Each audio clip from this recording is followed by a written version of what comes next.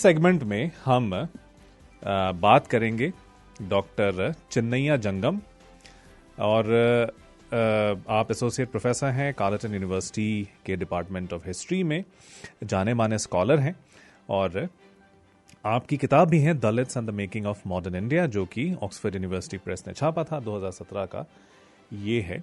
और हम आज बात करेंगे तमिलनाडु के गवर्नर आर.एन. रवि साहब ने बहुत ही भड़काऊ भाषण दिया है। एक कॉन्स्टिट्यूशनल पोस्ट पर वो हैं खुद काबिज, इसके बावजूद उन्होंने कह दिया है कि सेक्युलरिज्म जो कि हिंदुस्तान के कॉन्स्टिट्यूशन का एक बेसिक स्ट्रक्चर का पार्ट है, वो एक यूरोपियन कॉन्सेप्ट है, इसकी ज़रूरत नहीं है, इसको हिंदुस्तान से जो है बाहर कर देना चाहिए। भारतीय कॉन्सेप्ट नहीं है, यूरोपियन कॉन्सेप्ट है, यूरोप में ही इसको रहने दे, यूरोपियंस को इसके साथ खुश रहने दे।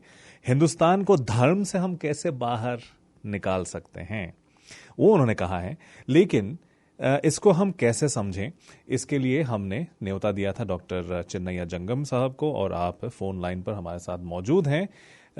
Professor Jangam, thank you so much for making time and welcome to the programme. Thank you so much. जय भीम। जी, जय Bhim. I'd like to ask you, how do you understand this? Because he is somebody who holds a constitutional post. He's the governor of the state of Tamil Nadu, which has this entire Periyar legacy, a state which has seen the Dravid movement. And a governor of a state says that secularism is an alien concept, it is not fit for India, and it was a hoax that was pulled on the people of India by one leader, and by that he means Indira Gandhi. There's no need in India. Do you agree with that view? No. That is, I think this is what, like one of the important problems with the current situation in India is that there is a concerted effort to subvert the Constitution of India. And the idea of India and also the way in which India has been founded as a nation has long ancient roots. Like, secularism is not the idea of secularism. The word secularism might be a European word, but idea and the ethical foundations of Indian civilization lies on the idea that tolerance towards other faiths. And that's one of the important uniqueness about Indian civilization. So right. For centuries together, we had different religions, different faiths, caste, anti-caste ideas lived together and they survived together. Right. It is that which is very critical to the idea of India. And the secularism we are, as a foundation of India has been invoked not just by Indira Gandhi, but even when the Constitution was being drafted, one of the important things that the Constitution of India tries to guarantee to the citizens of India is this equality, liberty, and fraternity, right. in which basically the freedom to practice one's faith is very central to the idea. Right. And that's what the misconception is, that many times this whole idea of Hindutva's rise, saying that a pseudo-secularism right. is a false propaganda. And that's what N. Ravi being part of this regime and also holding this constitutional position is trying to subvert the constitution and is trying to do this misinformation about the foundational principles of Indian constitution. Right. So, Yeah, so because he says, and I'd like to quote him, he says at the time of independence when the constitution was being drafted, a discussion came up on secularism and the Constituent Assembly rejected it, observing that Bharat is a dharma-centric country and there has been no conflict, similar to what was witnessed in Europe. Is that really a contextual, or is it like missing the context entirely? No, I think he is not only that, he is basically completely giving a false idea about constitutional debates. When the framers of the Constitution, when they had Constituent Assembly debates, right. though they might not have used the secularism as idea, but when they've adopted, the four lions as a symbol and Ashoka as a very important civilizational symbol, is to invoke the idea of dharma, which is based on peace, equality, and fraternity. Right. Therefore, what is that, the Indian dharma doesn't mean that Hindu dharma. It's a dharma which gets invoked from morality. The morality is central to the idea of Indian dharma. Right. It is not Brahmanical dharma. It is dharma which actually takes inspiration from Buddhism, Jainism, and other forms of religions. Right. The Ashokan dharma. Yeah. Right. Because my understanding is there is constant talk about doing away with secularism, and he's just repeating what other leaders of the BJP have said in the past as well. RSS ideologues, the Sarsang Chalak MS Golwalkar, he rejected the constitution when it was framed. As late as the 2000s, when K.S. Sudarshan was the Sarsang Chalak, they also said that this is something which is alien. It does not have the spirit of India, the soul of India, this constitution. Therefore, it needs to be rejected. So it seems to be part of that narrative. Exactly. And Exactly. they understand perhaps secularism through the prism of religion, and therefore it is seen as and dismissed entirely as a tool for minority appeasement, especially Muslim appeasement. But do you think the secular state is also a guarantor, a better guarantor perhaps of rights of Dalits and Adivasis? Yes, exactly. Like that's what is holding India together is this idea of constitutional morality and secularism. The day we talk against it, and every day you are killing the soul of India. And most importantly, the freedom to practice religion and faith is central to the idea of citizenship. And particularly for minorities and Muslims and also Dalits and Adivasis, the constitution is the guarantor of their existence and rights. And any sort of attack on constitution itself is a attack on the very idea of existence of Dalits in India. And what happens is that by attacking constitution, they are trying to treat Dalits and Adivasis as secondary citizens. Because they offer a lot of platitudes when they talk about the position of Dalits in Indian society. Okay, well, we are ultimately of the same faith, and then there are no divisions. These are artificial divisions that have been created by outsiders. First, they said, well, the British created these divisions. Now they have gone back further in time and said that the Muslims, after coming of the Muslims, these divisions were created within the Hindu society.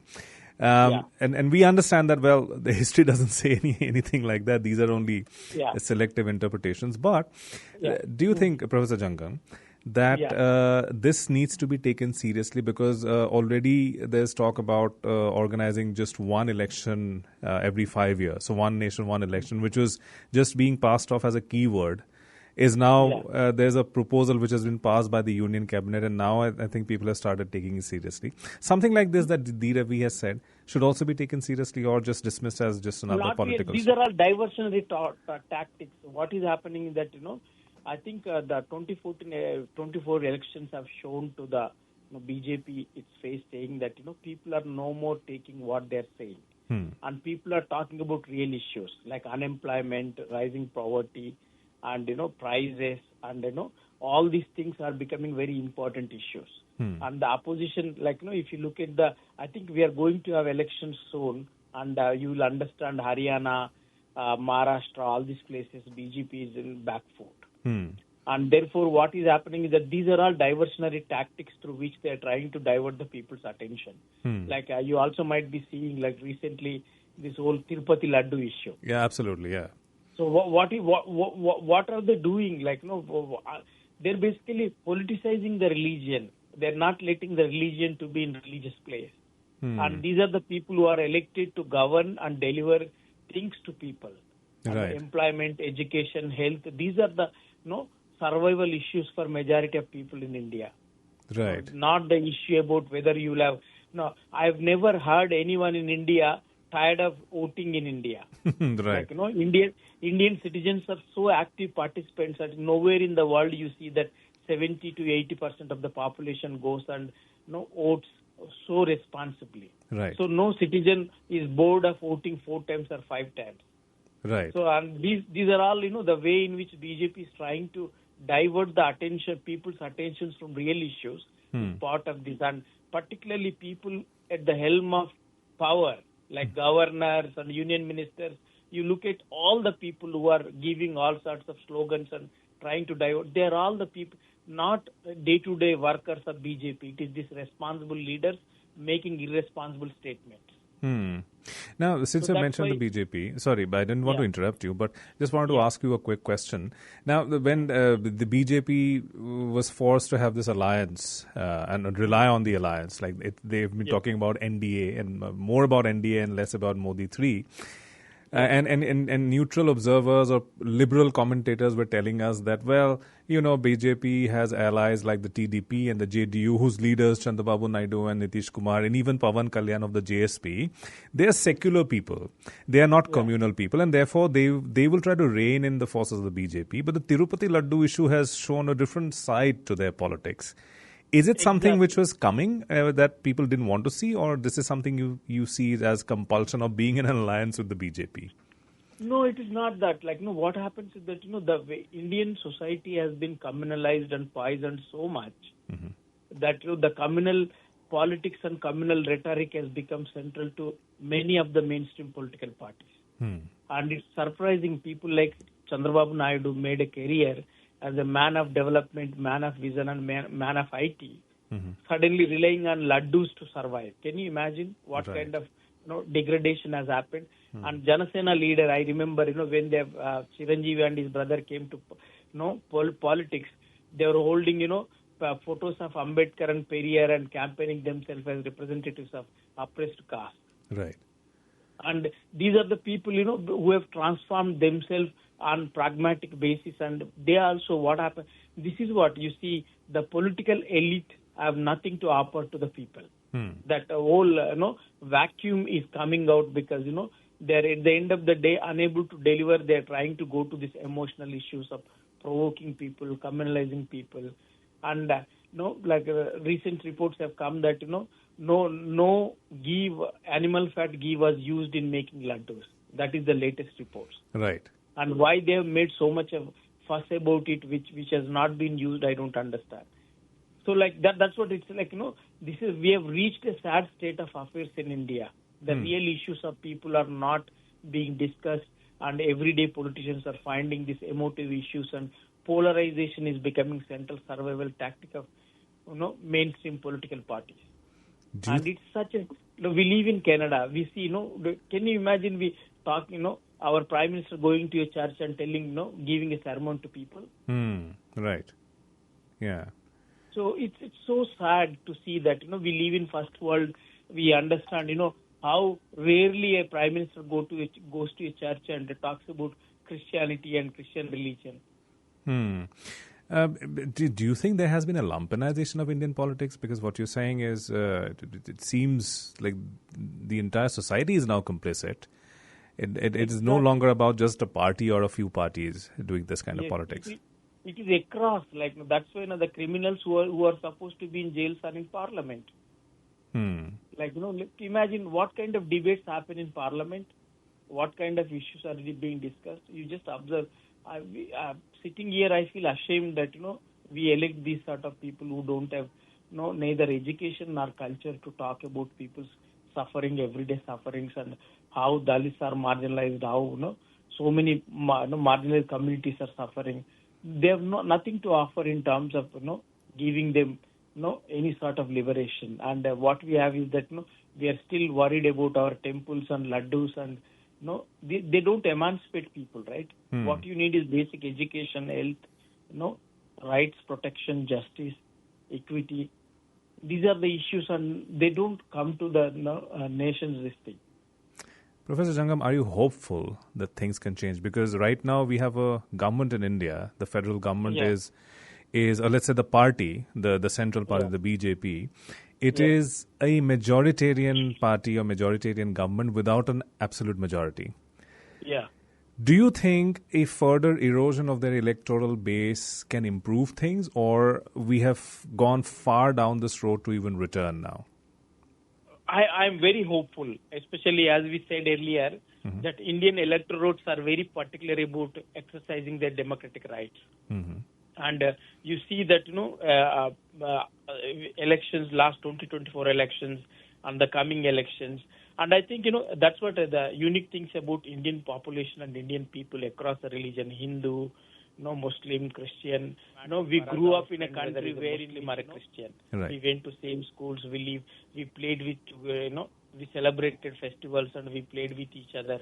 And we never had, I grew up in, all cities in India. But we never faced this sort of situation where, a Muslim had to identify himself or a Christian has to identify.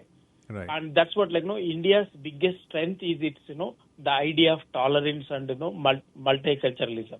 And in fact, recently I was talking to very interesting philosopher, Canadian politician, who was telling me that, 1980s and 90s Canadian politicians and, philosophers used to go to India to learn about the tolerance, how India being multi-faith and, so much diversity in terms of caste, religion, how it is surviving. And when Canada was having challenges related to Quebec and other things, there were special delegations sent to Delhi to understand Indian situation.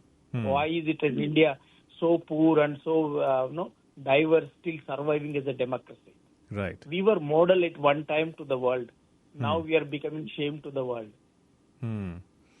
Yeah. Unfortunately, Professor Chinnaiah Jangam, thank you so much for giving us your time and sharing these insights with our audience. Thank you so much. Jai Bhim again. Jai Bhim. Thank you very much. Yeah. Thank you. Bye. Bye. दोस्तों ये थे professor doctor Chinnaiah जंगम, Carleton university के department of history में आप पढ़ाते हैं और जाने माने आप स्कॉलर हैं. इनका एक और परिचय भी है जो कि मैं उस टाइम पे बताना भूल गया था, लेकिन आप साउथ एशियन दलित आदिवासी नेटवर्क के साथ भी आप जुड़े हुए हैं, जो कि एक एक्टिविस्ट ऑर्गेनाइजेशन भी है.